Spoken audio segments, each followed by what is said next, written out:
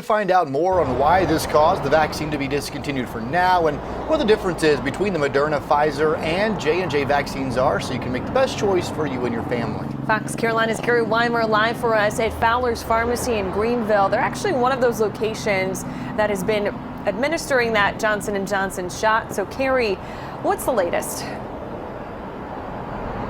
You know, guys, right here, 20 people learned today that they would not be getting their shot.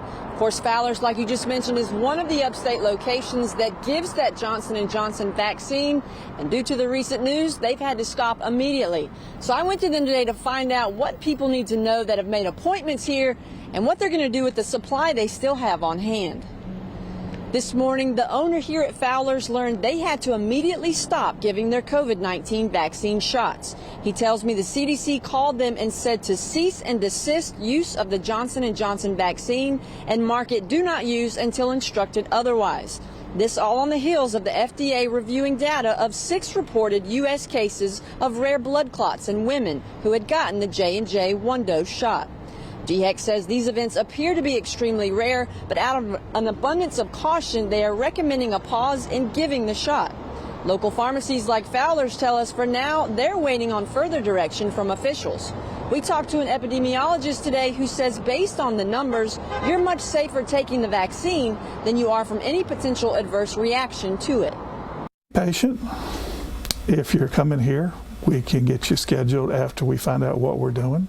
Even though 1 in a million cases have been reported for the blood clots, your risk of catching COVID and dying are actually 1 in 500 for the typical American.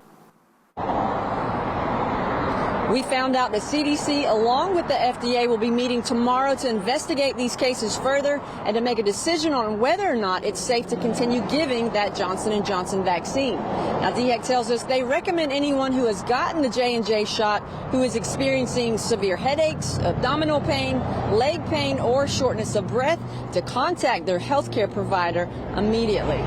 Now, coming up in the 5 o'clock hour, you've been asking questions, and we're working on getting you those answers. I talked to the experts today to find out what's the real difference between the 3 vaccines and why Johnson & Johnson is 1 dose versus the other 2 being a 2-dose shot. So a lot of information coming up.